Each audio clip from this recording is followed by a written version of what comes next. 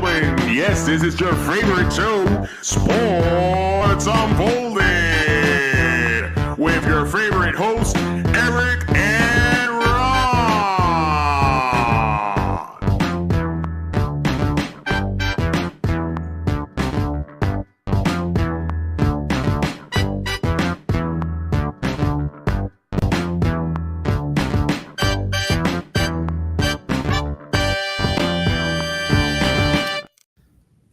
Hey, sports fans! Welcome to the best sports podcast on the planet, Sports Unfolded, where we cover of all the top sports stories that have happened this week.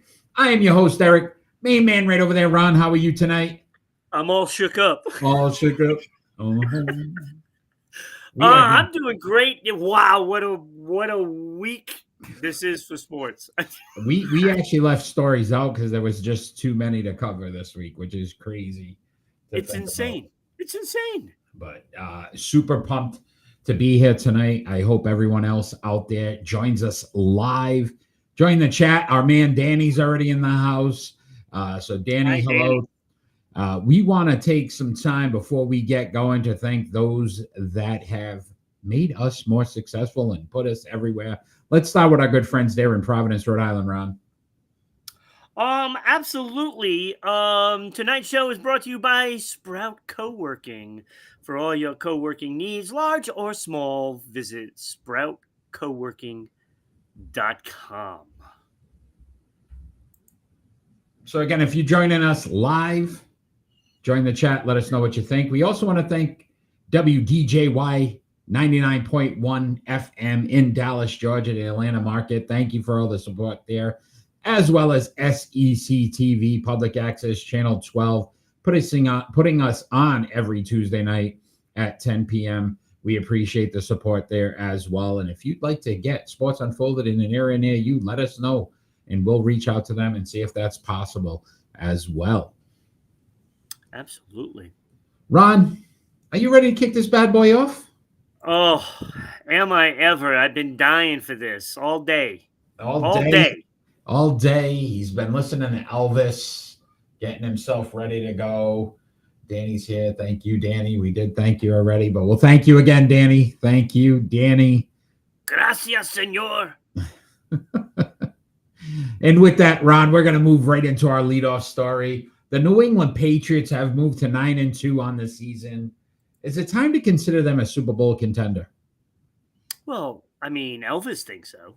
Elvis thinks they're contenders, yes. You know, all that matters. Returning as contenders. I mean, the King says it. Look, I mean, they're 9-2. I mean, who would have thought that, right? I mean, I don't think anybody did. I think we did. You remember we did the schedule thing earlier, and you were like, they're going to win X amount of games, and then we're like, loss, win. And I think we had them at like 7-10. And yeah, I had him a little higher. I think I had him at 9. We had them losing record, maybe 8-9, but I know it was a losing record. Yeah, maybe 8-9. I know they were close. I will say this.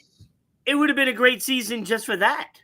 Yes. Listen, this is what basically brought this question on. A lot of people questioning the schedule. So they've won 8 straight. These are the games they've won now. They face the Panthers, the Bills, the Saints, the Titans, the Browns, Falcons, Buccaneers, and Jets.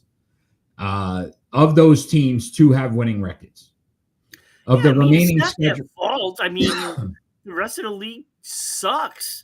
Dallas is not a Super Bowl contender, Danny. What are you on? Yeah, no. Danny, I'm sorry, Danny. Danny. Drinking early today. I will say this, Ron. Bad teams lose to bad teams. Good teams beat the bad teams. This team has shown an ability to beat teams that were obviously underperforming or not winning football games. That is a plus. I will say that the things that scare me about putting them as a Super Bowl contender, overall ranked 10th in offense, 8th in defensive yards allowed. So they're pretty stout. They're in the top 10 in both categories. 5th overall in points allowed. So that's great. But the 2 teams that are ahead of them in the AFC are the Broncos and the Chiefs. we're going to face those right now. Well, as in the of now, playoffs. they're alone at the top. But they will face at least one of those teams in the postseason. Yeah, most likely. And that's where I get nervous is that can your offense do enough against a top tier defense that doesn't, they have the easiest schedule. They do, Danny. And I'm not, Manny. Thank you for joining, Manny. I will say that as well. But again, at the same time, you beat the bad teams if you're a better team. And well, look at it this way. Look, I mean, you got to look at first the Chargers, right? They're a contender. You know, everybody says that they're a contender, right? Well, didn't they lose to a bad team? That's what I'm saying. The Hasn't Green Bay Kansas Packers, City lost to a bad team? Hasn't Buffalo lost to a couple of bad teams? Buffalo just lost to Miami. I know. Can somebody again? If you're gonna criticize New England for beating bad teams or easy teams, how does Buffalo, what they have to, who we knew should have beaten them? Look, good teams beat up on those bad teams, and I'll tell you, considering the Patriots were on a short week and they roll in and they beat the Jets 27-14 in a division game, mind you. That's pretty impressive. And no turnovers. Pretty impressive. You know what else is impressive? The Jets go down on the opening drive and make it look easy. And you start to panic a little bit. You're like, well, you did. Like, is this going to be one of those games, though, that, again, people talked about trap games. People talked about, is this going to be, right. It's never easy in the division. And I'm like, holy cow. They responded immediately with their own 14-play drive and score a touchdown. Like, that's a sign of a good team. That's a sign of a team that no matter what's going on in the moment, they find ways to bounce back. I will say this as well. You've got a quarterback who's playing at an MVP level. I'm not saying he's an MVP, but he's playing at an MVP level. You also have the fact that Mike Vrabel, as a player, knows how to win in the postseason. Josh McDaniels has won in the Super Bowl as an offensive coordinator. So those people that are like, oh, when they get there, they won't know what to do. They've got two coaches that honestly have been there and can do it every single week. They've done it. My Cowboys will win against the Raiders. I hope they do. They should. That's my point. But if they don't, that's where you start to run into problems. This is to prove your point. We're going to use the Dallas Cowboys. Dallas Cowboys play Arizona, who they should beat. If you're so good, as Eric chugging the vodka, if you're so good, you should beat Arizona and a backup quarterback. Jacoby Brissett was started in that game. And this is what Eric is saying. It's like, a good team is going to beat the teams that they are supposed to beat. And when you look at their losses, they lost the opening game, to the Raiders, which was inexcusable, but they didn't know what they had in themselves. Yeah, they didn't. Their identity wasn't even the Pittsburgh game where, again, you have to cough up the ball 5 times to lose that game. Right. Right. So I would say this, Ron. Here's their remaining schedule. At the Bengals, home with the Giants, home with the Bills, at the Ravens, at the Jets, and home with the Dolphins. There's a chance, if you really want to say, they could lose 2 of those games. Yeah. This team is going to finish 13-4. It's insane. Yeah. It's insane to think about. They could win the AFC East. They could be the number 1 seed in the AFC, hosting the playoffs. It's crazy. It's crazy. So I wanted to ask you this. It boggles the mind. It boggles the mind. Greatest Monday, that means the Cowboys are better than the Patriots. I like the way you're thinking, Manny. Yeah, because we couldn't beat the Raiders and the Dallas Cowboys. And then we'll go and we'll look at the record. And then we'll reevaluate it after the record. I mean, that's got to be the most disappointing team in the league right now. It's pretty close. So let me ask you this question, Ron. Willie Smith, thank you for joining. Oh, I almost blocked Willie by accident. Jonathan Taylor, Indiana Jones get the number 1 seed. Very well could. It's going to come down to like tiebreakers if they, and again. Oh, that's pretty cool. Indiana Jones. Yeah, that's nice. So I'm going to ask you a question, Ron. Yeah. And I'm asking everybody that's out there live too. You can join in. There's two comparisons to Drake May right now. One being Josh Allen, some maybe a Patrick Mahomes type. What worries me or concerns me, and I'm going to ask you this question. If he's Josh Allen, who's a very good quarterback, then I take them out of contenders. Would you agree? I would agree with that. So we've got to find out when Drake May gets to the postseason, is he a Patrick Mahomes? Or is he a Josh Allen who can win in the regular season and put up great numbers but can't get the job done? That's right. where my concern is with Drake in the New England Patriots. I'm hoping in a few years we can start comparing him to some other great quarterback. Yeah, listen, I mean, in a different, obviously, much different form. But they are from what that I clone know, thing. They're saying they cloned. From what I know, that he has a lot of the same tendencies off field as Tom Brady. That is constantly trying to be better. That thing that we like about Brady was his competitiveness and his determination and the mental aspect of it. When you're going through video and all that stuff is there. Now, look, by no means do I expect another Brady to just pop up out of thin air, but I like what I see and what I hear. And that's not always the case. You can always like what you see, but some of the other stuff tends to be different. And I think when you look at him when he's out in the huddle and you see him taking charge, you see the calmness, and I just think there's a lot there. And I know we'll get the Homer where feel Homer's, like he can't win. But you see things in this kid, and I think it took me a few weeks. And I said I wanted to see him win a game where he actually had to just make some plays that won the game. I didn't need to see him throw for 400 yards, 5 touchdowns. I needed to see him make plays. Yesterday was a great example. He's about to run out of bounds.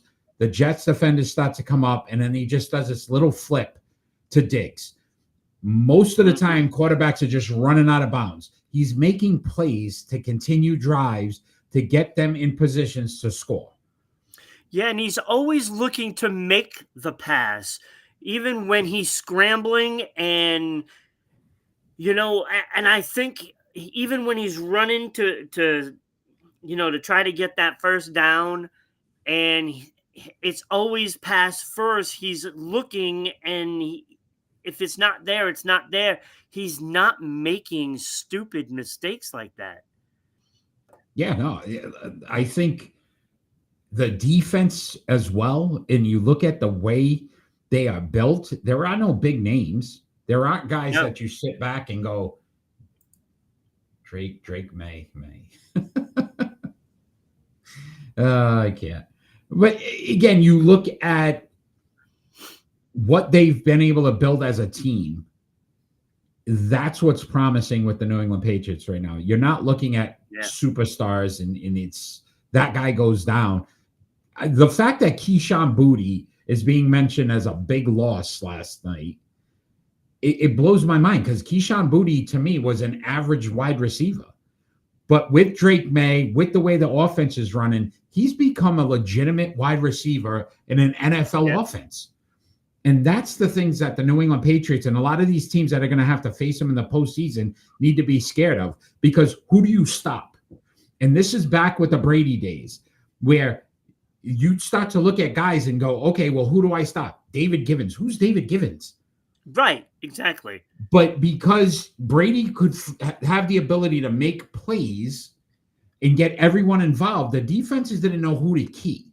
So guys like that get open. Guys like Keyshawn Booty are getting open because Drake May will either hit Booty, hit Booty. It could be destiny, Eric, because look, we had Givens back then when we won the Super Bowl, right?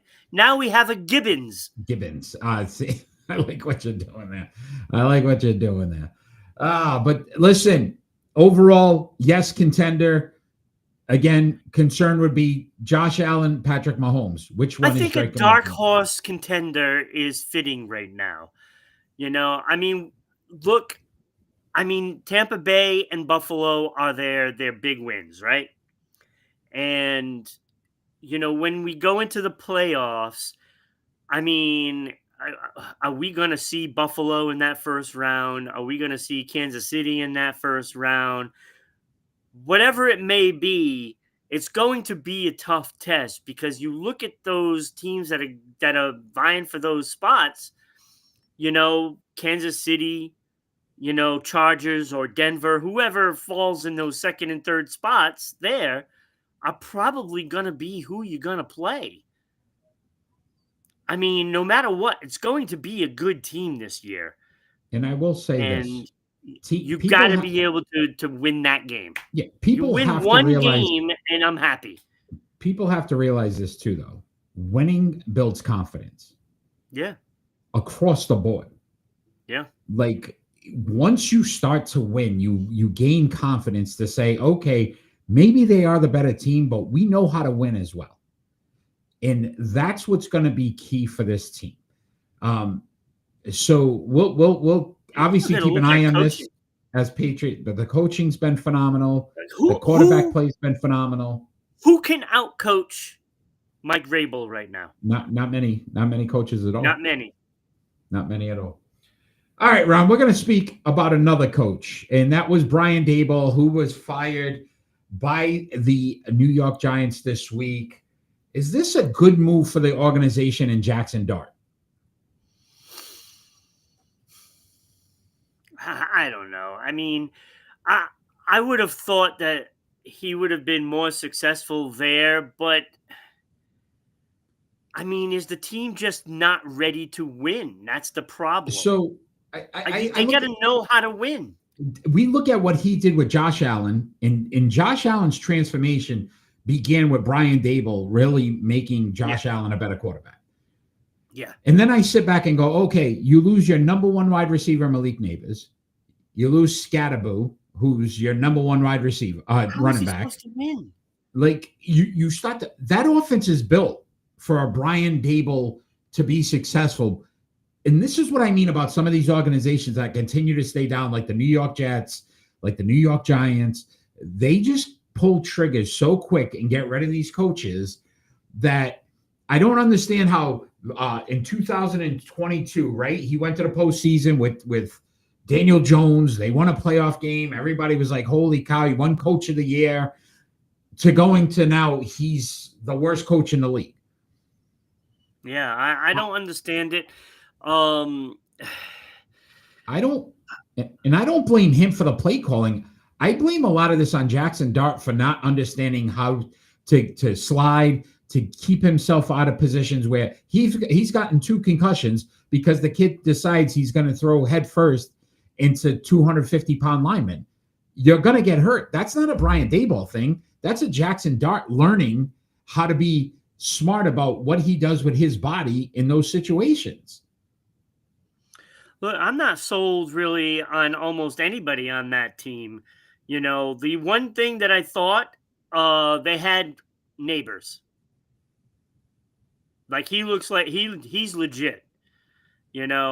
Scatterboo, a flash in the pan. He could be 100%. I'm not saying, but I'm just saying it sparked. It was an energy.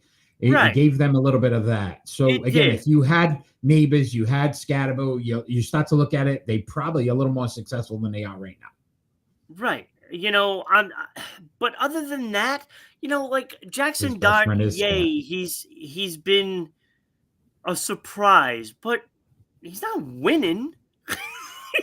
He's not winning the games. I'm sorry. It's just not that great.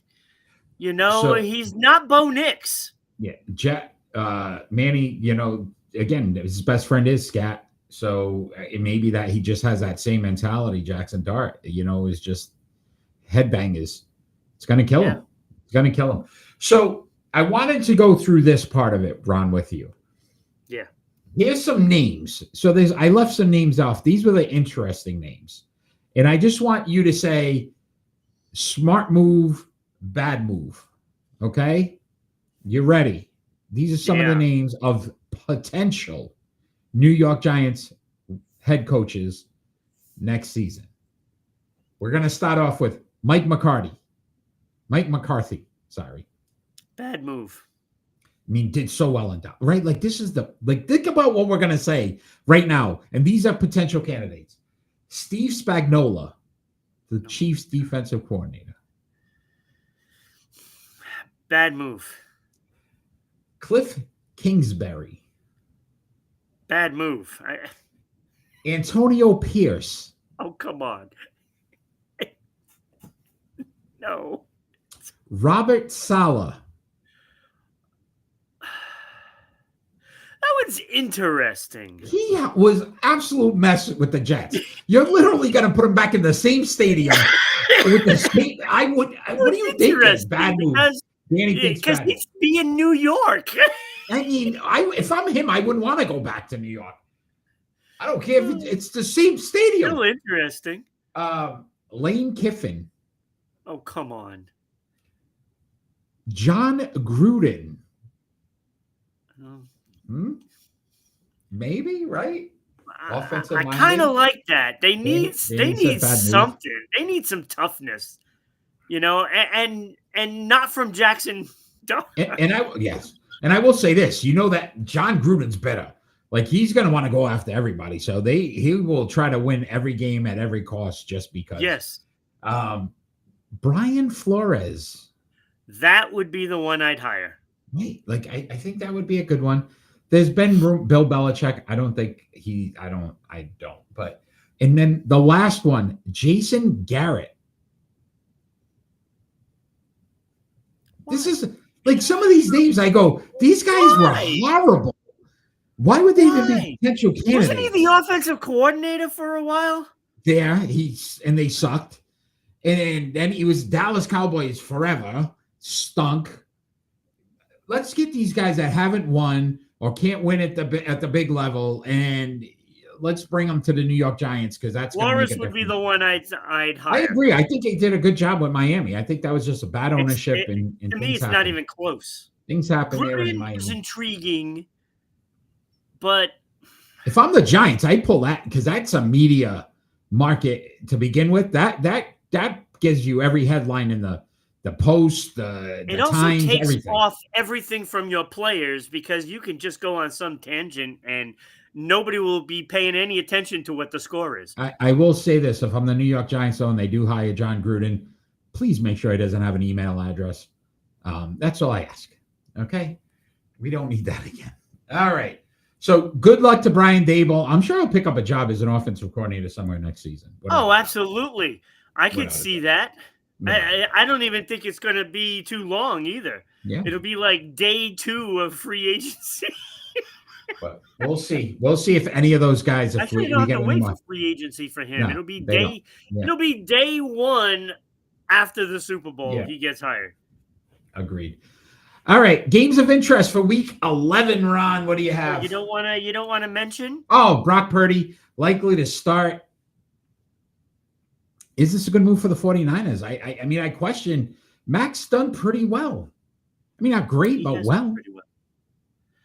But I look at it this way. He's right there, right on his tail. Literally, like he's right on his tail.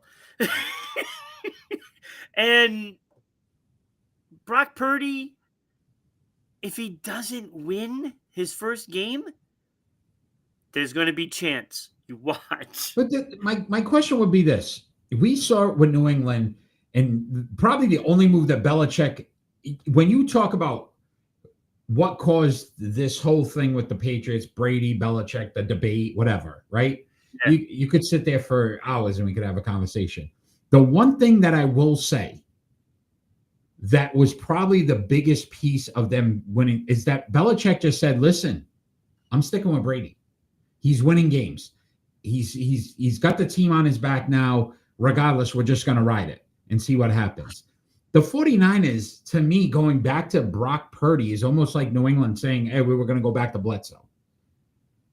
And I don't know if it's the best move. Mac Jones at least had this team with a little bit of fire and momentum. And yeah, they lost the game, but unless he's hurt, Mac, and that's the reason why they're saying, tough team. Didn't they lose to the Rams?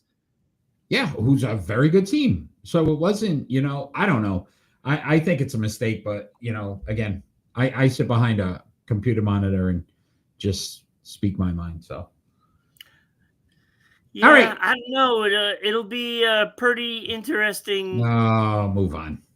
All right, I'll give you one. You get one. All right, let's talk about games of interest. Week 11, Ron. We've already had the Patriots play the Jets, but there's some great games this week. This is packed. This is a big week. I actually have 5 games on my list. I do as well. Obviously, we're at Chiefs Broncos. If there's a point, Ron, I almost swore there because I'm so pissed off that if the Broncos don't beat the Chiefs, it just changes the whole dynamic of this postseason. Because here we go again. The Chiefs are back. It's a loaded week, James. Thanks for joining. The Chiefs and the Broncos is probably the biggest game for Denver in the season right now, because you cannot afford to lose this game. And there's so many questions about their toughness and their offense and some of that stuff.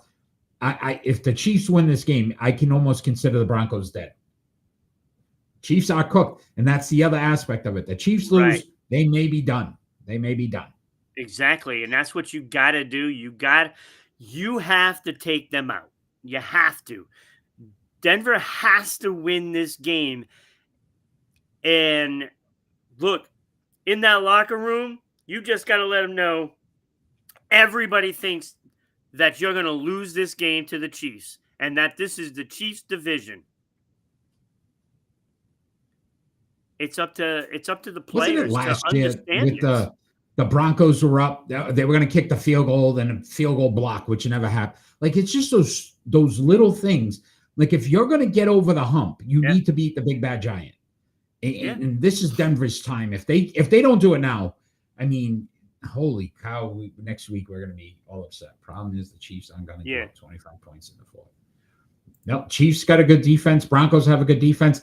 The key too is, can that Denver offense finally kick into gear? You're right, James. They need to be able to score points. So that's a very interesting game. What else you have, Ron? Well, there's the Detroit-Philadelphia game. That's an interesting one. Extremely. Because, look, Detroit has not looked invincible this year.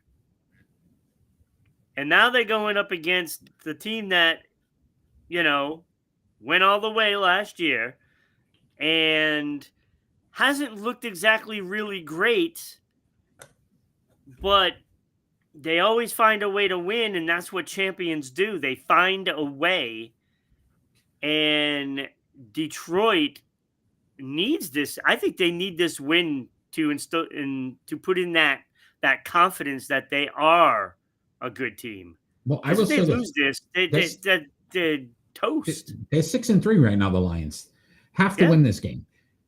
The Eagles, I keep saying this will be the 3rd week straight. So if anybody wants to watch episodes 45 and 44, Eric said, at some point, Ron, Saquon Barkley's going to have a game. I really expect. I'll go through the rest of the season saying it because I think the Cowboys are already cooked. But the Eagles, there's a lot of questions. Right? They were a mess, though, last year. We heard the same thing, and they figured a way out. if they can beat the Lions, it just strengthens the fact that, listen, it don't matter if you have a dysfunctional team and guys that don't get along or right, they hate the offensive calls. If they find ways to win, them being at home benefits them. The Lions, again, if they're going to get to the Super Bowl, and we keep saying that window's closing, it's getting tighter. But if it's getting closer to these Lions have to win these games now because they may not get many more opportunities. If they don't have the number 1 seed, I don't see them being able to get to the Super Bowl. Yeah. I don't see it. Yeah. Agreed. All right. I also see on there, Ron, Seahawks at Rams. I am really starting to like the Seahawks First team. Place. I like this Seahawks team. I like what they're doing. I listen, Sam Darnold. If you were going to tell me 3-4 years ago that Sam Darnold would be leading a team and successfully, I would have given you one of these. Because you did. I may have. But now he's elevated his game. They have all 3 phases, from special teams to defense to offense. And the Rams technically own this division right now. This is a chance for the Seahawks to say, hey, no, we're here and we're going to take it. Yeah, and when you look at the dynamics of both of these teams, they're not that dissimilar from each other. They both have a very good defense, and they both have the ability to score some points, because of the talent that is on the teams, right? Now, when you're talking about Sam Darnold, right, Darnold just needed to be a backup for a while. And I think that the talent was there when he got drafted, but it was to the Jets. And let's face it, the Jets don't know how to develop anything. Right. And exactly. He needed that. That year in Minnesota, we thought it was like, oh, look at the receiver, Justin Jefferson. He had the best receiver in the league. And you're like, oh, that's why. And no, I think he just learned how to play the game and got coached well enough to say, okay, I can do this. Forget all you know. Yeah. Now let's learn. My Cowboys, don't put them away on your list. We them boys. Oh, boy, Danny, I feel for you, buddy. Hey, listen, you're a loyal fan. We'll give you that. One more game I see on there from you, Ron, as well. The Buccaneers at Bills. It's a good game. Big game for both of them. Buffalo can't afford to lose ground to New England. No, right? Just had a bad loss to Miami, so they need to bounce back. And the Bucs with these injuries and everything else, it's almost like to a point where, listen, you gotta figure this out quick, and this isn't an easy game to do it in. Yeah, well, you think they came off of a bye, didn't they? From before the Patriots? Yes. Did they have the bye before that? Yes. Then they lose to the Patriots after a bye, which is a no-no. And now you got to roll into Buffalo after that loss to the Patriots. And look, it's getting colder, and I would not be surprised if it's snowing that day. They already said rain, snow, 40-mile-per-hour wind. That's good luck to you there. You're not winning that game. I don't see it. Bucks are going to struggle through that. You said you had 5. I have 5. What's your 5th game, Ron? My 5th game is actually Cincinnati and Pittsburgh. Oh, okay. Because Pittsburgh is clinging to that division lead, and it's not secure. Because first of all, if you lose this game, you're only a game ahead of Cincinnati, and we all know the Ravens are lurking. Ravens are coming up. So I would think that the Ravens are going to win, and I still say Pittsburgh is not as good as it seems, and I think they will relinquish that first place position. All right, very good. Good game. Good game. I also had Bears at Vikings. I was thinking of that one too. And listen, the Bears are in second place. They're tied with the Lions for first. Right. And this is the week that they could take over the lead. Right? Can't afford to lose to the Vikings, who are 4-5 and quarterback mess and whatever's going on there. So, and the Vikings lose this game, they're done. We can pretty much bury them. So I think the Bears, interesting team. Somehow have figured some things out. And honestly, Caleb Williams' numbers aren't as bad as I thought they were when I looked at them today. So, all right, great NFL talk. Guess what, Ron? We're going to continue this NFL talk with our starting five. I don't think JJ McCarthy is the guy. Boy, are they stupid. Our starting five tonight, we're going back to the 2024 first round NFL draft, and we're going to give you our starting five. Ron, you are first this week, my friend. Oh! So your honorable mentions. All right, so I do have 5 honorable mentions, only because I feel bad for some of them. You can't. That's not a reason.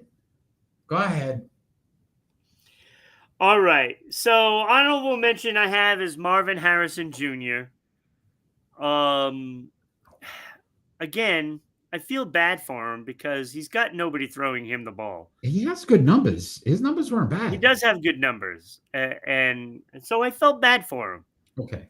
I'm Because glad Kyler Murray had feelings. is trash. I also put Michael Penix Jr. on there. No. Because I feel bad for him. He's 4-7. Because he was thrust into this, and I don't think he was ready. Nope. So I just felt bad for him. Okay. And the final feel bad, so I put you on the list, is Jaden Daniels. My honorable mention. I really feel bad for him. My honorable mention, right? Honorable mention. As well. My actual 2 honorable mentions, the actual honorable mentions, Rome Odunze. Okay. For the Bears. Mm-hmm. The Bears. And Joe Alt. Okay. Different. Okay. All right. All right. I had Jaden Daniels on my honorable mention, as well as Latu. Oh, I was going to put him on there. Laiatu. But I went with the feel bad. Laiatu. And then Malik Neighbors actually made my honorable mention. Malik Neighbors. Mm.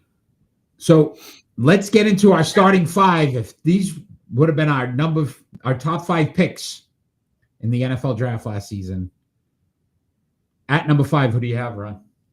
I have Caleb Williams at number 5. Ooh, okay. Caleb Williams. He's done pretty well. Like he was. His numbers aren't as bad as I thought. Like he really, honestly, you looked at his numbers. He's coming along. He's learning. And 11. I mean, I didn't like his record, but 33 touchdowns, 10 interceptions. You think he was worse than that? So he's actually not bad. No, he hasn't been bad. He's learning, and I think there is some hope for the Bears. Obviously, I mean, not for the Bears. For the Bears. Caleb Williams. Oh yeah. I am right. Right. I'm 5, like, I like went means. blank there for a moment. I don't know what 5'6", means, Danny, but all right. At number 5 for me. I think that's California. I think that's Dallas, maybe. I went defense here. Defensive player, Jared Verse of the Rams in 26 games, 8.5 sacks, 55 tackles, 5 forced fumbles. He was drafted 19th overall. I think that's a pretty good for a first round. Yes, very good. 8.5 sacks, not bad at all. Not bad at all. All right, that was number 5 for me. So number 4, Ron, who do you have? I put Neighbors there. I think he's just that skilled, and he's a sure thing if he stays healthy. Okay. And I like the skill level. He does need a quarterback to actually get him the ball as well. Taylor was better. Yes, he was, James. If he was in the 2024 draft. I put Neighbors at number 4. I just think he's a hell of a football player. All right. The guy I put at number 4 knocked Neighbors out into my honorable mention, and that's Brian Thomas Jr. of the Jags. Yeah, that's a good one. 117 receptions, 1,702 yards, 11 touchdowns so far in 25 games. That's pretty damn good Yeah, that is good. And he was drafted 23rd overall. Yeah. Neighbors had 100 plus.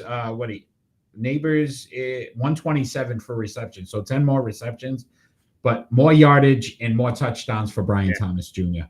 So that's who I went at number 4. No, Brian Thomas is a good player. I mean, and think about it, he was another one I was considering with the Jags too. So it's not like his quarterback situation a little sketchy too. All right, who do you have at number 3, Ron?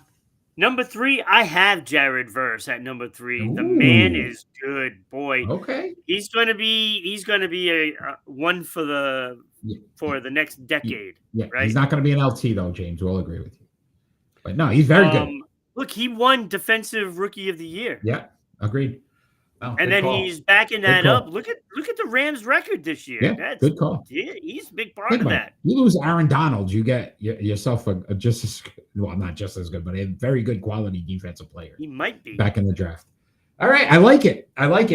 At number 3 for me, this guy right here, Bo Nix. Oh, you have somebody a surprise up there. I was shocked that I might have forgot somebody. Bo Nix in 27 games. 18-9, Ron, 5,900 yards, 47 touchdowns to 20 interceptions. This guy stinks. He was the 12th overall pick. He's won more than half of his games. Yeah. And he's throwing touchdowns. I get it. The offense sometimes can be a little sketchy. That's not bad for a quarterback this early in his career to have 47 touchdowns and almost 6,000 yards passing. So Bo Nix was number 3 for me. Yeah, that's why I had him at number 2. Okay. I had him at number 2. You have somebody different up here. He just finished his laundry. He's watching us on 2 different things right now. Oh, okay. I like it. All right, Danny. That's pretty cool. All right. I just think Bo Nix is he's a game changer, really. Okay. I mean, Peyton built up that defense wonderfully, but everybody questioned Bo Nix starting. Yeah, and look at him now. He knows what he's doing. He helped make Drew Brees. We thought this was a stretch at 12 when he got drafted. We were like 12th pick. Like, that was a stretch. He's proven to be a quality quarterback. Yes, he has. Absolutely. He has. All right. At number 2 for me, that man right there in the middle, Drake May. Drake May through 24 games. Who the hell's number 1? 12-11. I didn't like the record too much, but again, 9-2 this season. So again, last season to this season, if it was, to the same, he would have been number 1 without a doubt. But 5,100 yards, 35 touchdowns, 15 interceptions. He's lived up to the 3rd overall pick. Get the heck out of here. Give me a number 2. Give me a number 2.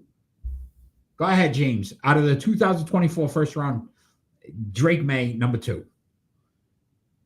How many winning teams has he? Here we go with that again.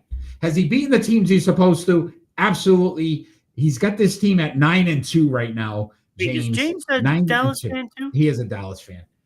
They wish they had a quarterback like Drake May right now. Yeah, you do. So that leaves us at number 1, Ron. Who do you have at number 1? I have Drake May at number 1. And I don't care what James is saying. I think he must be losing his mind. And I don't know who you have at number 1. I may have forgotten somebody, apparently. I deep dove this thing for a little bit. Yeah, I guess so.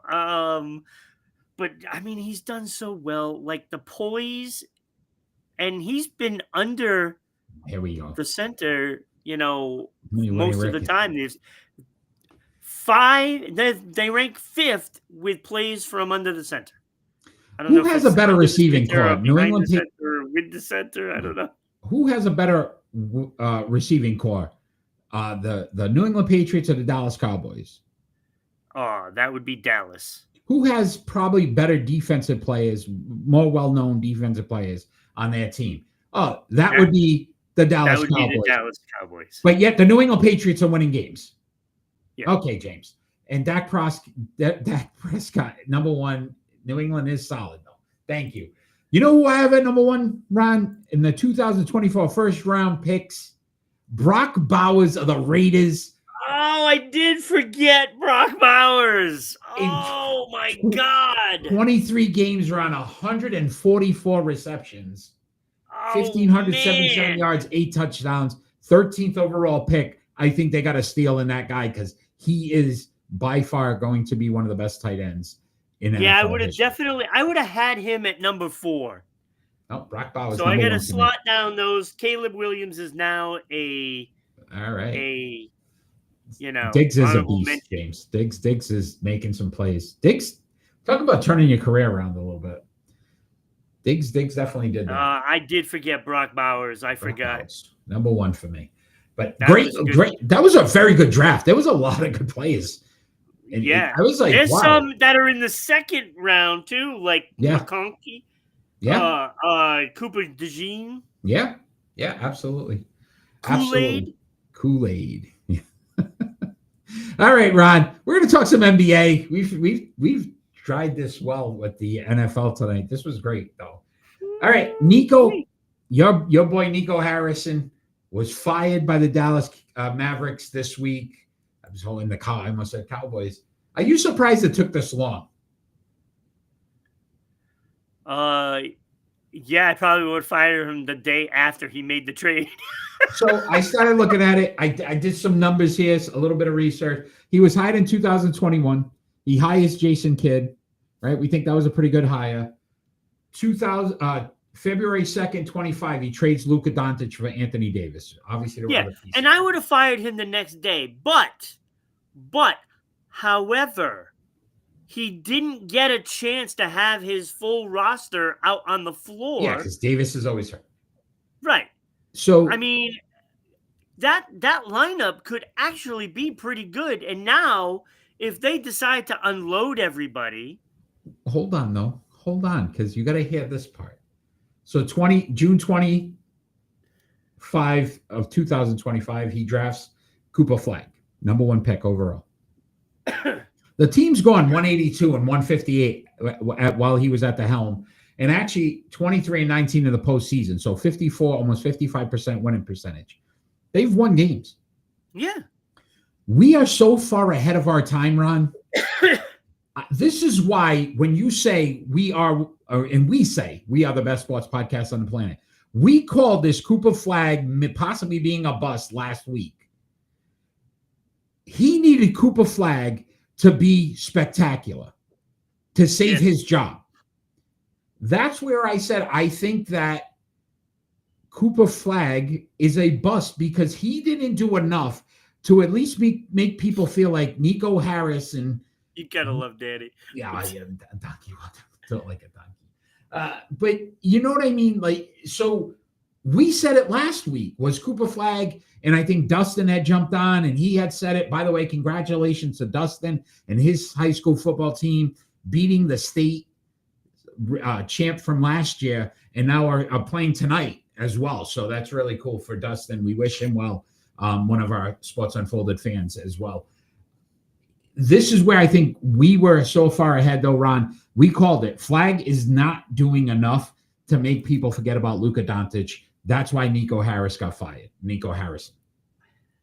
Yeah, and he doesn't really get to reap the benefits, if there are any benefits, mind you. If there are, with Flag, Davis, Irving, Clay on the floor at the same time. It hasn't happened yet. Yeah, if Kyrie's healthy, Klay Thompson, Anthony Davis, Flag, that's a pretty good team. And Lively, right? Yeah. You don't have that. They haven't had their squad on the floor. So he could have been right. But we'll never know. Imagine if next year they go to the championship. You're going to go, wow, look at the team he built. He'll get a job again. Which is right. Probably, to your point, maybe not a bad move. All right, Ron, we're going to move quick here to Major League Baseball. We got some MVPs. I know it's surprising because guess what? They're the same ones from last year. Aaron Judge, Shohei Ohtani won the 2025 Major League Baseball MVPs. Do you think they deserved it? Can I start real quick? Sure, go ahead. Because this one's starting to tick me off. Shohei Ohtani should not be allowed to be in the MVP conversation if he's going to pitch. I'm sorry. I don't care. Every year, this guy can win it now. Because all he's got to do, and he didn't even pitch that much this season. But just the fact that he can pitch automatically elevates him to the top every single year. I'm not watching Ohtani win for the next 6 years. It's ridiculous. He shouldn't be allowed. Say, hey, you pitch well, you can be Cy Young, but you can't be MVP. Well, the problem is if he gets both. Should be eligible for both. So I actually don't have a problem with them being MVPs. And Ohtani for that reason. You take him off of LA, and well, their salary cap is still the same, but pretty much. And but you take him out of the game, you lose a starter and a hitter, and frankly, garbage. Nobody else is above and beyond in the National League to elevate themselves as an MVP candidate, to be honest with you. He's won 3 straight. He's won 4 overall. Yeah. His numbers, 611 at-bats, 172 hits, 55 home runs, 282 batting average with 146 runs, 102 RBIs, and 20 stolen bases. Stop it, Eric. Listen to yourself talking like Stephen A. Leave my Ohtani alone. Oh, just because you live in L.A., it's a bunch of horse manure, donkey manure. I'll give you that, okay? Because I'm going to tell you right now, Danny, that this guy, I'm going to tell you. You know what I'm going to tell you, Ron? I still think he gambled. And the league covered it up because this is their MVP for the next 5 years. They already knew it, and they're going to continue to give this guy the MVP because of that. And he didn't gamble. He didn't even know this money was meant. Get the hell out of here. It's a bunch of garbage. They want this guy to be the focus of the league because he can bat, he can pitch, and nobody else can do it. He's going to be the MVP. It's garbage. It's absolute garbage. His numbers are good enough to win it. His numbers are good enough to win it. I will agree with that. But he gets an edge regardless because of the pitching. Every time. Oh, yeah, absolutely. I know that, Now, taking the other side, the other league, and I remember us having this conversation, whether it was Cal Raleigh or Aaron Judge, and I said, I don't care who wins it. They both deserve it. It would be nice if it was a co-MVP. And Aaron Judge got it. And he does deserve it. And so does Cal Raleigh. It was probably Cal Raleigh's only chance he'll ever have to get it. Agreed. 17-13 in first place votes. Again, Raleigh had a phenomenal season. I think just Aaron Judge's batting average at 331 really helped carry that. 53 home runs, so he's still a power. I said, I think they both would have deserved it. So he does deserve it. More RBIs than Ohtani. I'm going to throw that out there too. But listen. Man, you are sounding more like me every day. I can't, dude. It's Aaron Judge. Put him in the bullpen and have him pitch every so often. If the guy throws a couple innings, he's the MVP every year too. Like, come on. It's going to be one or the other. Cy, MVP. And if he's going to be MVP, you can't count his pitching as part of it. That's all I'm saying. And that's why he gets it.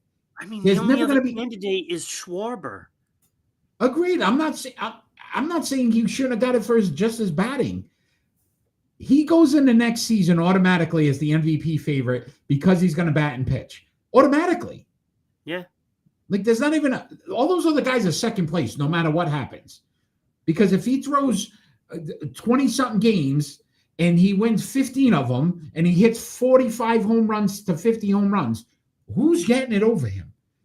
The guy could hit 100 home runs in the season, Ron. He's not getting past Ohtani because they're just going to look at the pitching as well. I don't know. All right. I'm done. We're moving on from Major League Baseball. I've had enough. I don't think Danny likes you today. That's fine, Danny. You and your donkey can go merrily on its way and have a blast. Oh, don't be hasty. My goodness, attacking me. Definitely not a Stephen A. Smith. All With Oh, Ron, so that's where it's coming that's from. where once he went there, that was it. That's That was it, Danny. Me and you on bad terms right now. Ron, before we get into our split decisions, can you please give our friends down in Providence, Rhode Island, a little bit of love? And I'm laughing too hard. Oh my Two God. Stooges. Yeah, we're the Two Stooges. All right, tonight's show is brought to you by the all-new 990 WBOB radio page, offering links to your favorite Providence, Rhode Island shows, including Sports Unfolded and the Bryant Bulldog Sports Hour. Send us an email to sponsor the show at ribroadcasting.media@gmail.com, and you want to be a sponsor for this one, especially today's show. Oh, this is just lighting it up right now. Lighting it up. I'm okay now. I'm all right. Danny got Are me a you little sure? fired up. I think so. He got me a little fired up. I'm good.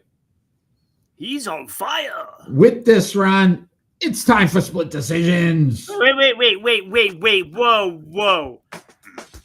Why are you calling me a stooge? I was on your side, Danny. Don't go there. That's him, flip-flopper over there. See?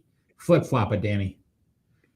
All right. Our split decision segment, we basically ask each other two more likely questions, and we have to make a decision. You are first, I Ron. know what you're doing. What you're doing. It's not going to work. Your first split decision. It's not going to work. I'm telling you now. All right, which one do I want to go with? Let's go with this one. Which player will come off the board first during free agency? Will it be third baseman Alex Bregman? We got to go back to baseball. Right? Why? Why are you doing this? Will it be Eugenio Suarez, also a third baseman? Or will it be Munetaka Murakami, also a first baseman, who is expected to be signed some point? Is he from Japan? Yes, he is. That's the Japan guy. Okay. Who's coming? Who's going to be signed first? Yes. Yeah, Eric now, is just to drinking let that you know, Kool-Aid Bregman is 32, Suarez is 34, and Murakami is 26. Yeah. Listen, everybody that's come over from Japan, Yamamoto basically dominated in the World Series. Ohtani dominated in the World Series, actually the whole postseason, and the MVP. Anyway, so I'll say this. I think these Japanese players that have come over now have proven that they can play at this level in this league, and there's going to be a bunch of people trying to sign them, because obviously the New York Yankees, Mets, the Red Sox always put their name in it, even though they don't need a sign third baseman, the Red Sox. But all those big teams, San Diego, right? They ain't getting them though. He's going to go to the Mets or something. So I could definitely see him going off the board first. I think Bregman made a mistake. He could end up in LA. Oh, I wouldn't doubt it.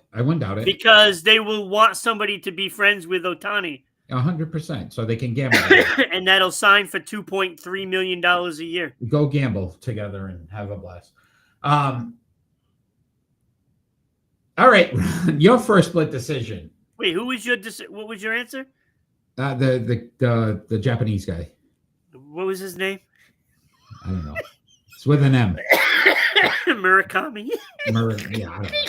I'm not even trying to say it. Not even trying to say it. You to say it once. Nope. All right. Your first split decision, Ron. Yeah. And it involves these two gentlemen. Yeah, I know it would. They were both alleged. Not alleged. One definitely, one alleged. But with all this gambling scandals and everything going on in Major League Baseball, Ron, which is more likely to happen first in Major League Baseball Hall of Fame? I knew you were going to ask this question. A player who took steroids gets in, or a player who is found guilty of gambling gets in first? What's more likely to happen? Someone who gambled and got caught, or someone who got caught doing steroids? Who's more likely to get in the Hall of Fame first? Well, are you asking for these specific players? No. I just use them as the examples because somebody's already in with both. Ooh. Who would that be? Well, isn't the dude from the White Sox from back then in? No, I thought they banned him. Isn't he out too? I don't know. And I don't think he did steroids. No, he didn't do both. No, I think they were both out. No, because There's- when they said Pete Rose was going to get in, they put his name now that he could get in too. They were both out. Neither one of them are in. Well, I'm talking about the dude from the Chicago White Sox from the Black Yeah, Sox. yeah. He's not in. I can't think of his name offhand. Yeah. But there's definitely some steroid guys in. But not found guilty of steroids. No. Alleged. No. Right? Is Bagwell in? which- Bagwell's in, right? He is. If he's not a steroid guy, I don't know who But is. okay, answer the question. What's going to happen first? A known gambler or a known steroid user? I'll say a steroid user. Okay. All right. This is because of all this gambling stuff. I was thinking of it. And you almost had me with the Pete Rose thing. How I actually started feeling sorry for him, but now with all these gambling things going on, I think what he did was better. I honestly think he deserves it more now. At least he wasn't trying to fix games. He was just betting on the games. He wasn't trying to fix them. James, These guys he are absolutely did. Look at the size of his head. I can't. He definitely did. Those numbers are not allegedly. They're not real. Ron. I don't care. I'll go to my grave thinking that he All right. did. Your second split decision, Okay. Ron. All right, Matthew Stafford leads the league with 25 touchdown passes. Okay. Who has the best chance to pass him? Jared Goff with 20? Drake May with 20? Or Justin Herbert with 19? I don't think Herbert because they run the ball a lot in LA. So I don't think Herbert. So that leaves me with Drake May and Jared Goff. And Goff. Both with 20. Goff. I'm going Goff. If there was going to be more likely to be Goff. Okay. I think New England's going to start to have bad weather games, and it's going to be a running and defensive type. So Detroit plays in the dome. I think Goff has it. Jared Goff did not use steroids, Ron. There you go. Allegedly. Yeah. Allegedly. Allegedly. James has got it. Allegedly. We could say it about everything. Yes, no, maybe not. You did. All right, Ron. People are going to look at the show and see that comment and think that I accused him of steroid use, James. Yeah. Here we go. That's not very nice. That wasn't. All right, Ron. Your second split decision. Could be, though. Both of these teams have 2 wins. Who is more likely to have more wins at the end of the season? The New York Jets or the New York Giants? Hey, Jake. It's been a while. Jake, thanks for joining. Read the question one more time. Who is more likely to have more wins at the end of the season? The New York Jets or the New York Giants? Both have 2 wins right now. Wow, that's a good one. You know what? More wins. I'm going to say the Jets because they screw everything up. What do you guys think about? And it's more likely they screw up the first round pick and win games so that way it drops them out of contention. Jake, Stuart Scott, the ESPN? Or am I thinking somebody else? Yeah, what is there something that happened with Stuart Scott that Stuart, we loved Stuart. The other side of cool side of the pillow. So what happened? What happened? He's been dead for a while. I know. Giants, they got this new life with head coach. Insert name here. We just called it. You should have been on for that segment, James. Some of these coaches they're talking about. Your boy Mike McCarthy might be the next Giants coach. He passed away. Jake, we do know that's what we do know he died. It's been 10 years. Wow, it's been 10 years? It's been really? 10 years. Wow. Yes. Doesn't seem that long. No, I love That's Stuart why Scott. ESPN isn't good anymore. Have you tried watching it? Stuart Scott was so good, man. He really was. They all used to be on that Yeah, show. they Now used to. they stink. I agreed. I think him and Berman with the football and the nicknames. Oberman. Became Keith Oberman. Even what's his name? Dan Patrick. Like back when they were there. He was my favorite, actually. Those guys were remarkable, and probably why we love sports the way we do now, Ron, right? Because that's where we had to watch on TV. There wasn't the internet. And these were our guys. These were the guys giving us all the information. I had Tony Reali. Yeah, on my show for my birthday. Get out of here. Hey, you have a show, Jake? Jake, what's your show, buddy? Tony Reali. I can't believe that show's finally off the air. That took a while. That was on for quite some time. Yeah, it's no longer there. That was my little pun on his name. Really? Reali? It's Reali. Yes. I like it. You're cute, buddy. You're cute. What was your show, Jake? So you're going with who? Get Mike McCarthy. I don't know. I don't remember the. Oh, I went with the Jets will win more games because they'll mess it up. Gotcha. He'll be fired. He probably will. Probably will. Danny, probably the smartest thing you've said tonight. All right. Let's talk some NHL, Ron. Mike McCarthy is a terrible coach. Couple of big accomplishments this week. Which was bigger this week? David Pastrnak scoring 400 goals or Brad Marchand reaching 1,000 points? I can't find it. That's all right. Just move on from it because you just no. That's going to look worse when that's up. My show, it's just me talking. Which one's what was bigger? Hoping in one day to do stuff and go outside and film. Okay. Like a phone and data plan. Okay. I just put it on Rhode Island Broadcasting. Yeah, Jake, look up Rhode Island Broadcasting. You can talk. We could be one of your guys. You could talk to us about stuff.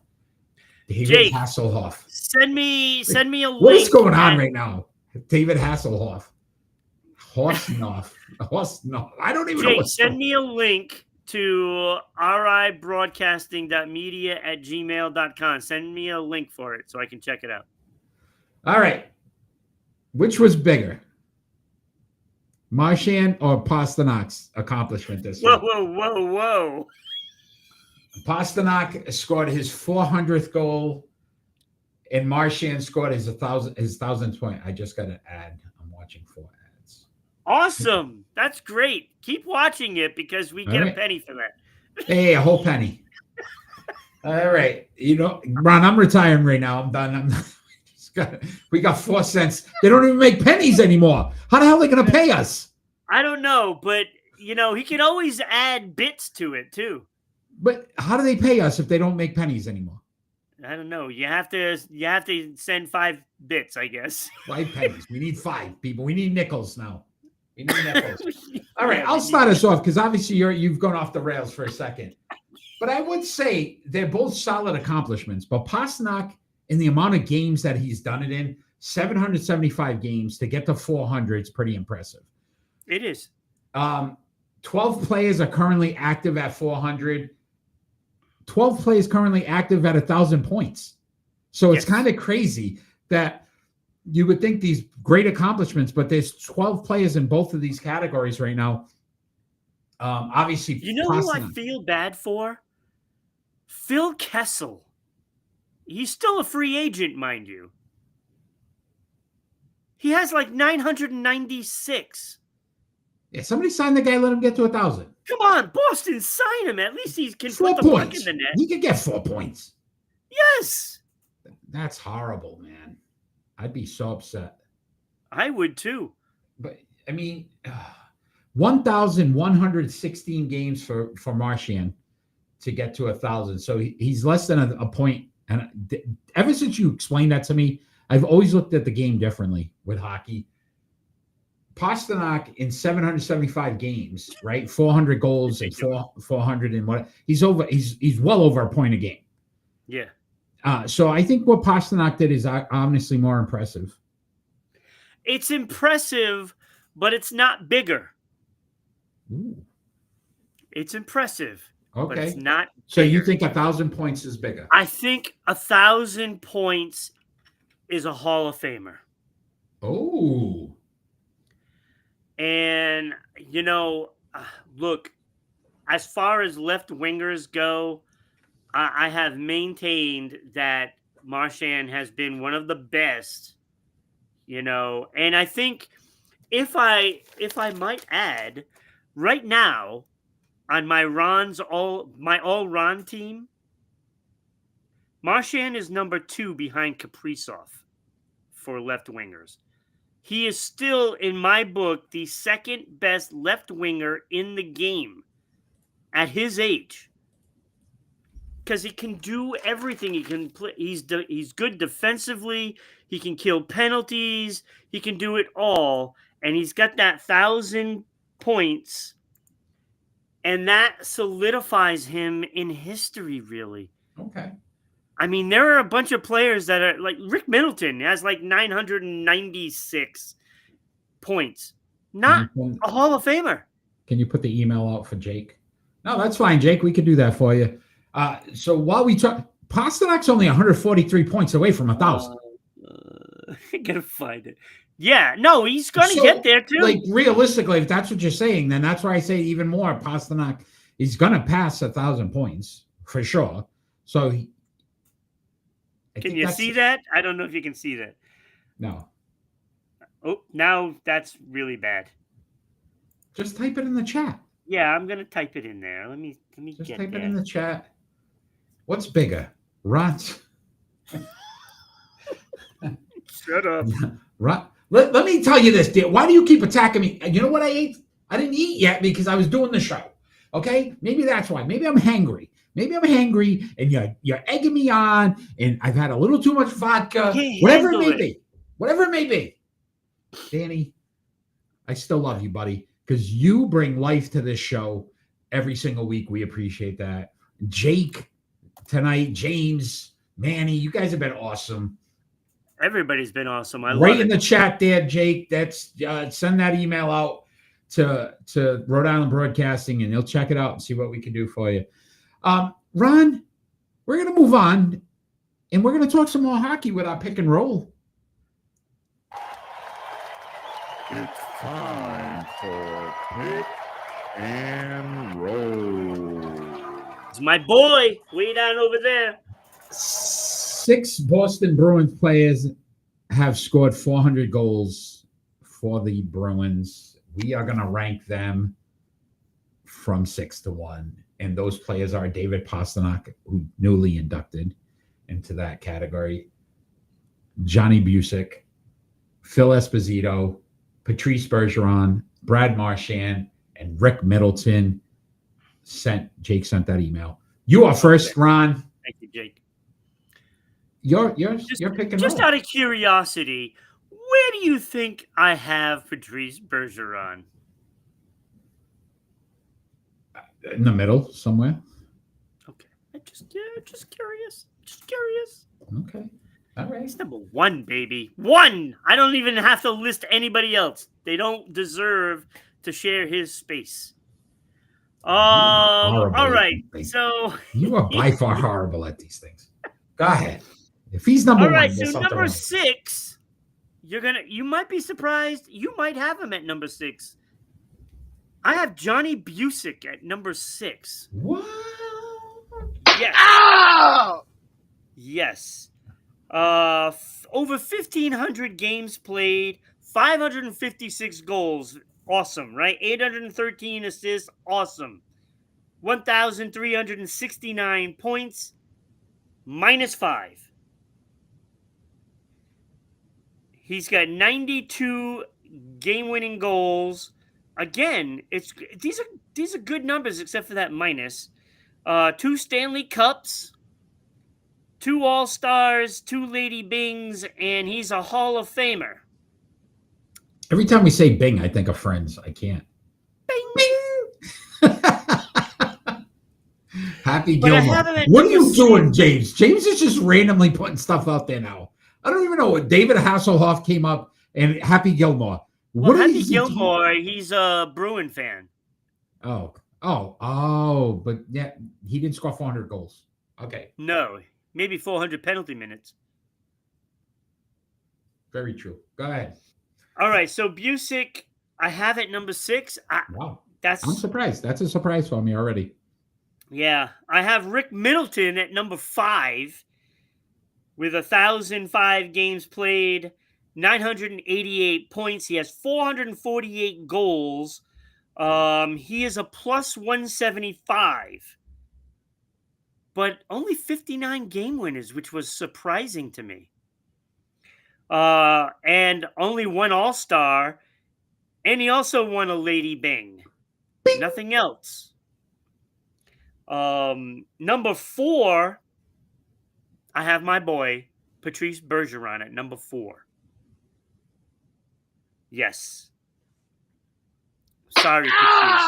No. He knows. He knows what he means to the franchise.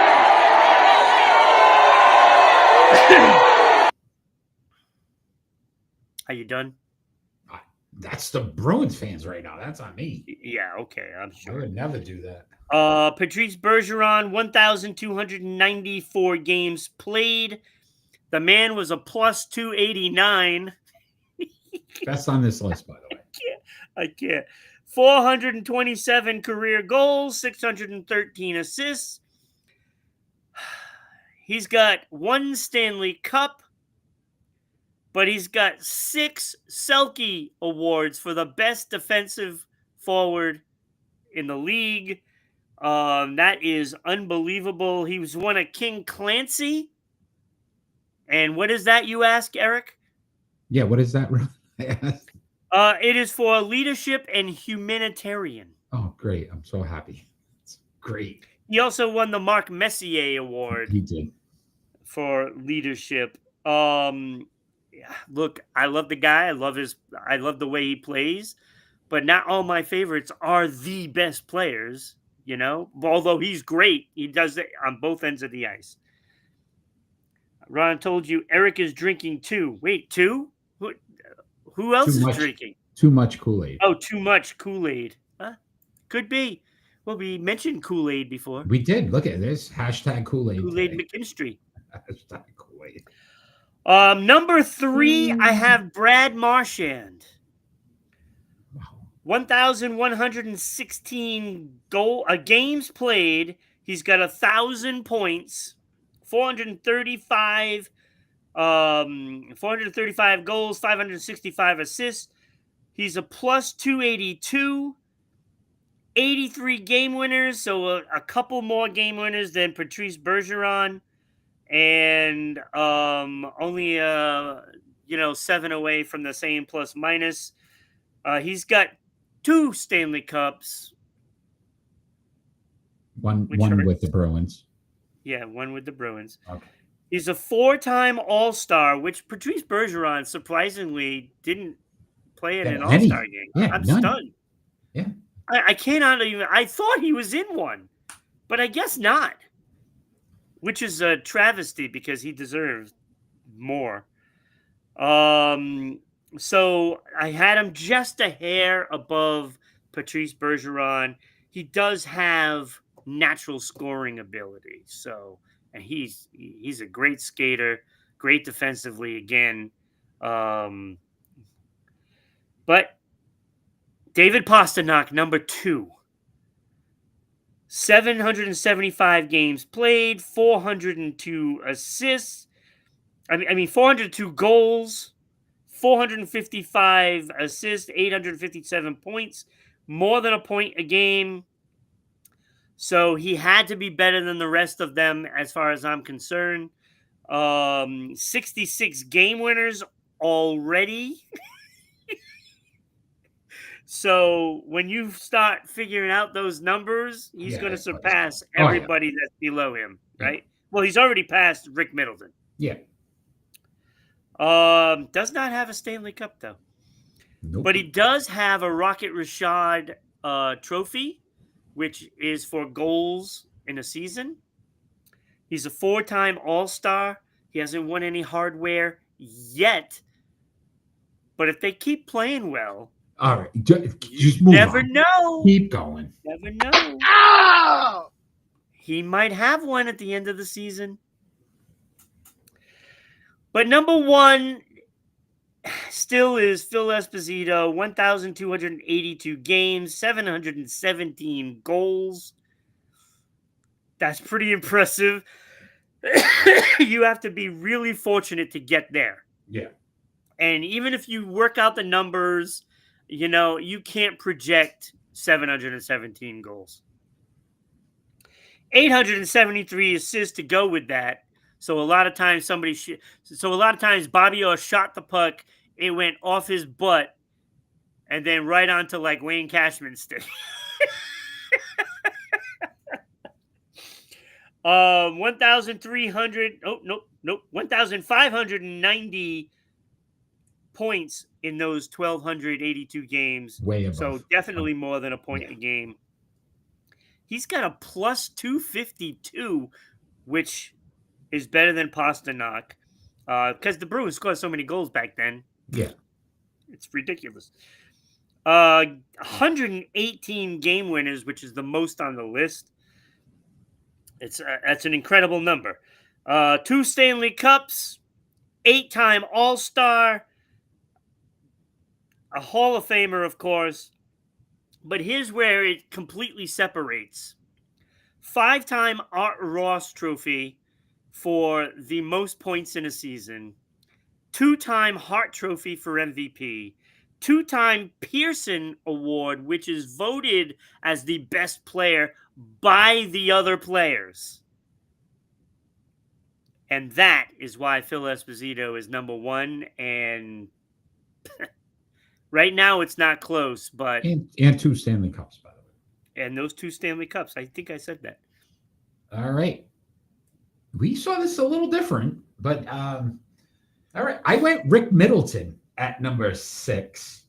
Yeah, it could have gone either way with me. I didn't like, plus minus very good at 175, but 1,000 games, didn't have 1,000 points. I held that back against him, and he only had 1 All-Star, 1 Bing.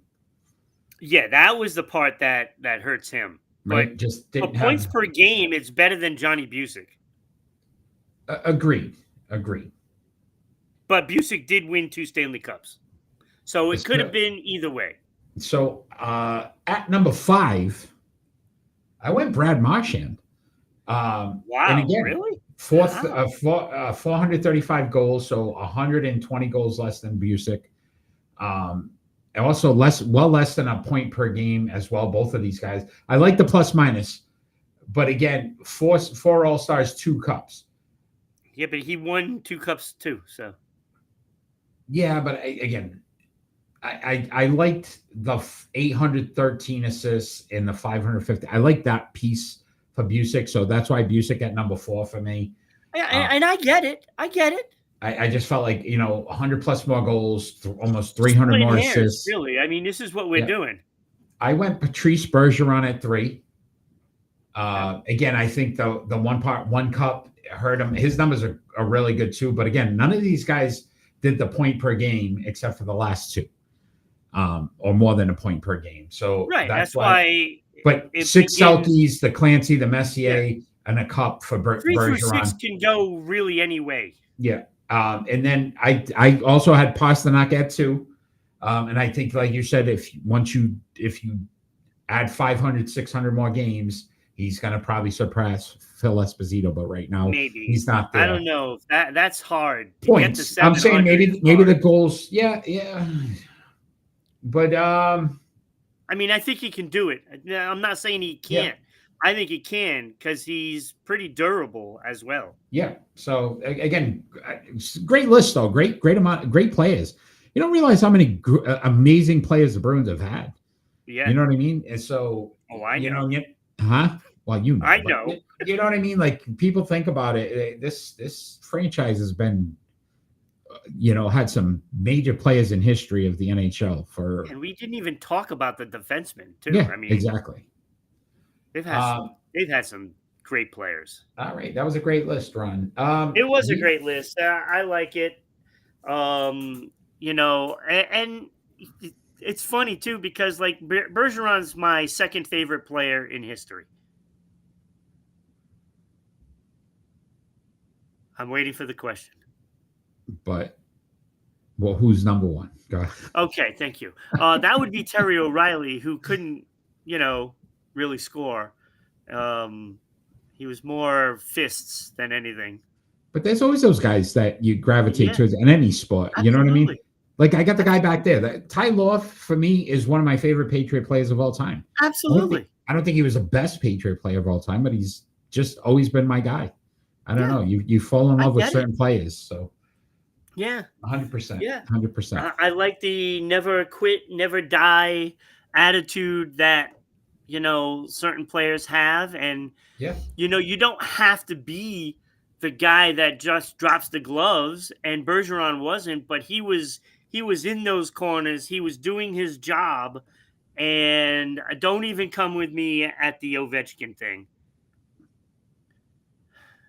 I like Ovechkin. He loves Gretzky. Got to spell it right. Gretzky's better.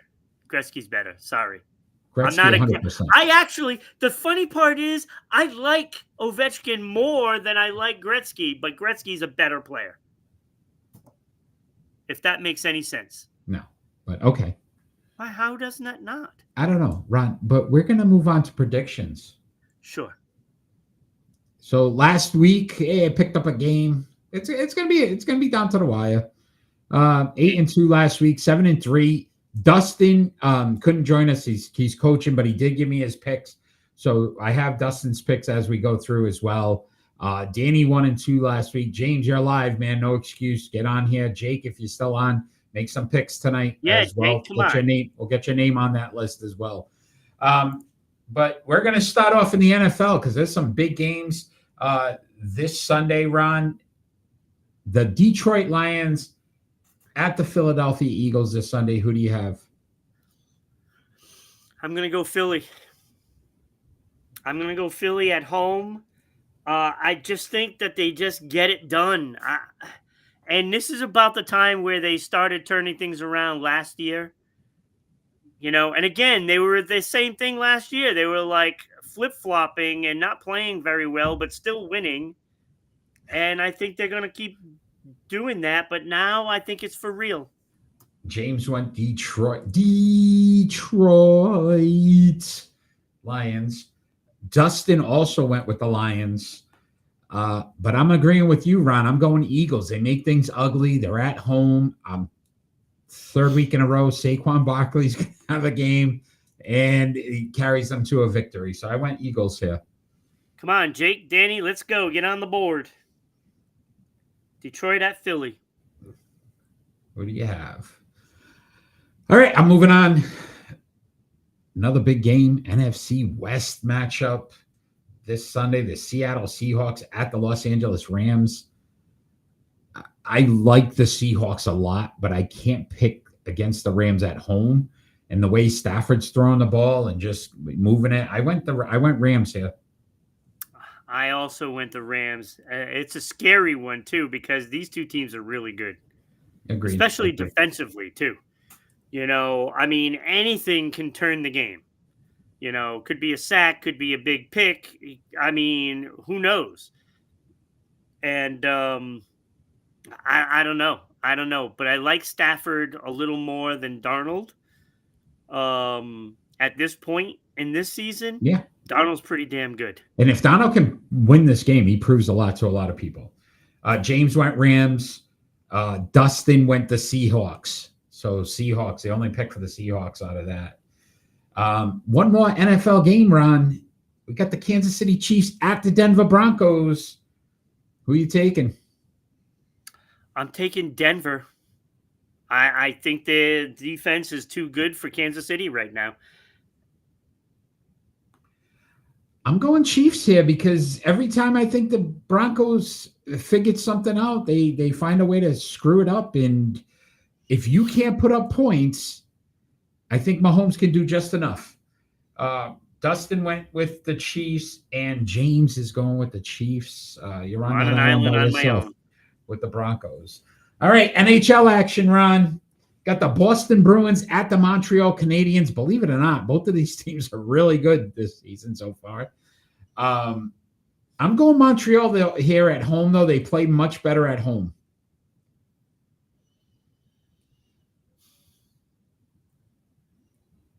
I'm going I can't even say the word. I felt like Fonzie saying roo, roo, roo. I could say it, but I'm not going with Boston. Okay. Going Montreal? I can't say it. I can't say it. Ron going Montreal. Dustin went Montreal. It hurts. I'm crying. Dustin also went Montreal. Yeah. James is going the Ruins. Ruins? There's Scooby-Doo over there. Ruins? Jake, I wish you were picking here. All right. Also in the NHL, Ron, you got the Los Angeles Kings at the Ottawa Senators. I'm going Ottawa here. They're much better at home. Kings not as good on the road. So I went LA here. I went Ottawa here. Sorry, Ottawa. Yes, I also went Ottawa. I don't know. I mean, LA should be better than what they're doing, and I know they're doing okay, but it's only okay for them. Yeah, they're good. You know, they're a much better team than what they're doing this year. Kongs. But I went Ottawa. They're at home. They're a good team at home. Dustin and James both went with the Kings. Both went with the Kings. All right, NBA action, Ron, on the 15th. A lot going on the 15th, by the way. Denver Nuggets at the Minnesota Timberwolves. Who do you have? I can't go against Joker, even though they're 3-2 on the road, and Minnesota is really good at generally. They're 2-2 though at home, so they're struggling at home right now. Generally, they're pretty good. Last year they were very good at home, but that hasn't been the case. But I'm not going against Joker. There's no way I'm going against Joker. He's a triple-double machine. So I'm going Denver. All right. James went with Denver. Dustin went with Denver. I'm also going with Denver. Hey, Kurt, thanks for joining us, my friend. He's going with Minnesota. All right. Yeah, pick these games, Kurt. Denver at Minnesota for the NBA and Milwaukee at... Oh, you haven't done that one We haven't done that one yet. Also in the NBA on the 17th, you got the Milwaukee Bucks at the Cleveland Cavaliers. I'm going Cavs at home. I'm going Cavs at home here. Dustin agreed with me. Yeah, I also agree with you. All right. Wait, who did you pick for Denver and Minnesota? I went Nuggets. Nuggets as well.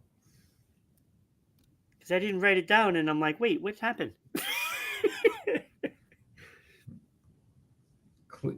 Bucks at Cavs. Who do you guys have out there? James, Kurt. That's going to be a good game. It should be. It should be. Is Giannis playing? That's a big thing too. Cavs. James went Cavs. Clean sweep on that one. Clean sweep. NCAA football, my friend. A top 10 matchup. Number 10 Texas Longhorns traveled to Georgia to face the number 5 Georgia Bulldogs. Who are you taking? I'm taking Georgia. They're going to be at home. I don't see them losing this one at home. I think if it was reversed, I would pick Texas. Listen, I think the Longhorns are good. I don't think they're as good as Georgia, and especially at home, Georgia. I went Georgia as well. Dustin went Georgia. Kurt's going Georgia. I guess Georgia's on our mind. Georgia. Kurt went Georgia. Kurt, you want to jump in? Oh, James. All right. Okay. Kurt, if you want to jump in on the Lions at Eagles for the NFL, I'll give you the other one after that. NCAA basketball men's action. Again, the 15th tomorrow night, man. This is another good game. There's a Number lot 7 of great games. I on think it's like Saturday. all sports this whole week is just Yeah. filled. Saturday's unreal.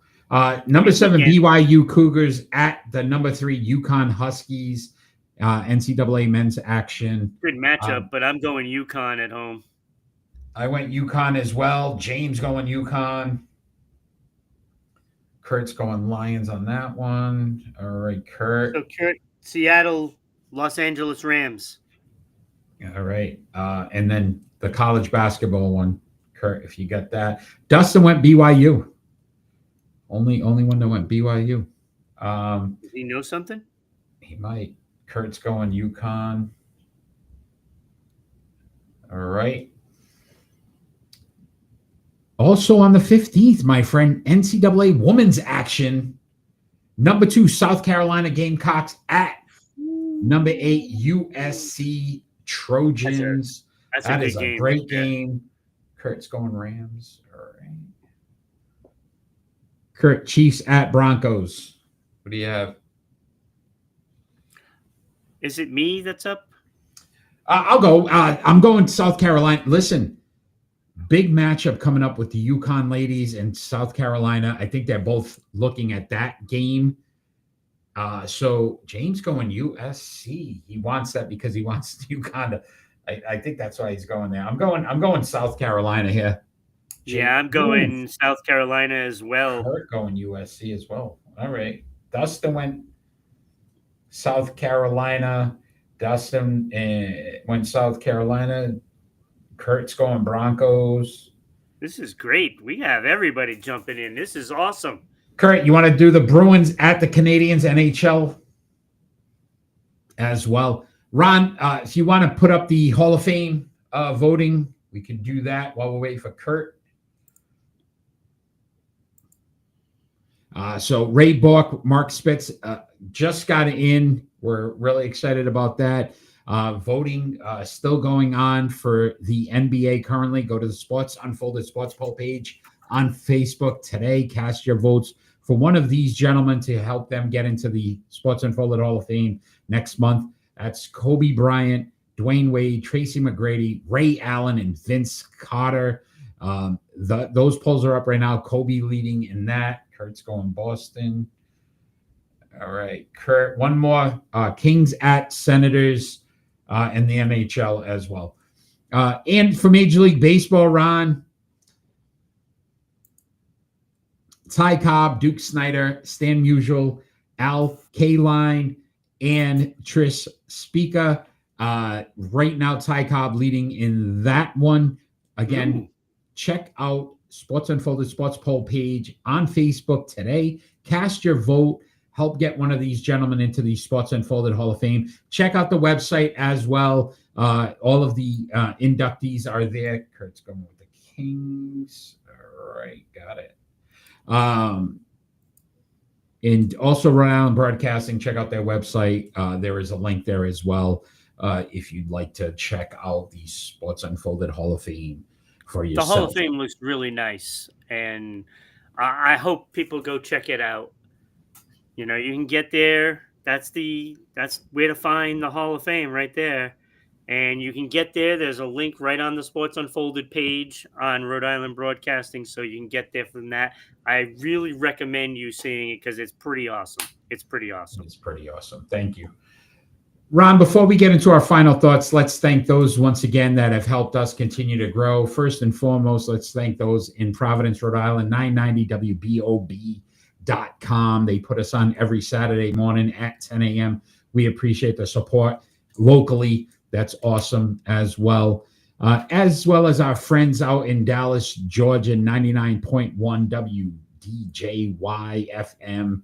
Thank you for the support every Saturday at 1 p.m. Eastern Standard Time, as well as our friends here in Southeast Connecticut, SECTV, Public Access Channel 12, putting us on every Tuesday at 10 p.m. We appreciate the support. Again, if you'd like to check us out live, join us every Friday night at 6 p.m. Eastern Standard Time on Facebook, YouTube, Twitch, Twitter, Kick, and everything else imaginable to get your name joining us on all these great chats tonight. We've had a lot of fun tonight with a lot of folks. Kurt, thanks for jumping in. James, Manny, Danny. I mean, we had a host of people tonight. We really appreciate it. Jake as well. So you guys have been awesome. So thank you for joining us live. From State Farm? It could be. You'll see the videos when he sends the link, and then you'll let me know. I want to say that David Hasselhoff was here for some reason. David Hasselhoff for some reason at some point in time. So, Ron, it is final thoughts time, and our final thoughts don't necessarily have to be about anything sports related. It could be about anything. James, thank you. Anything happening in the world today. You are first tonight, my friend. So, your final thought. Yeah, so I mean, I could go a bunch of ways, but I do have two. The first one being for Rhode Island FC in the USL, and they just came off of another win. They are now heading to the semifinals as they beat North Carolina. Yep, they beat North Carolina 2-0 as Dick Waugh scored both goals for the Rhode Island FC. I can see the smirk. Because now I'm going back to the NHL thing. So Chikwa is what they call him. Chico, rather, not Chikwa. Chico is what they call him. And now they got to play Pittsburgh. If they win against Pittsburgh, they go to the finals for the second straight year. That's awesome. And it's only their second year. So that is awesome. Let's go Rhode Island FC. Great job. And RIFC. Also, with more gambling things coming out, that's two more this week. We have the big gambling ring that was broken up in New Jersey, and of course, the Major League Baseball pitcher that was involved in another one. Two of the this is getting a little ridiculous. It is going to ruin sports. Mm-hmm. And frankly, I mean, my whole life has been surrounded by sports, and I've never seen it quite this bad where you see all these scandals coming out, but I can't say I didn't warn you. I've been saying it for a couple of years that all these gambling apps, they're out of hand, and we need to take that away from the sports game. That's all I want to say. I don't like it, and it's just a shame. Yeah, literally, I had to as well. It also revolving around the gambling. Can we trust anything in sports anymore, Ron? That was my question, because I really don't know. I don't know. The sad part about this is players nowadays don't even have loyalty to teams with the free agency and everything that happens, but now they don't even have loyalty to the game itself. There are kids and thousands of kids that try to get into professional sports. And these guys are ruining it because what they're gambling away is pennies to the dollar. What they make to what they're think it's like, you know what I mean? A couple thousand to hundreds of thousands. What are they doing to even get involved in this stuff, to ruin the sport, to ruin their reputation, and to ruin the game, It's really affecting college. Right? The games, man, that's where it mattered the most. And now you don't know if a kid misses a shot at the end of the game, if it was because he took a bribe or a bet or something. And it's sad. We shouldn't think like that, but that's where we are today in sports.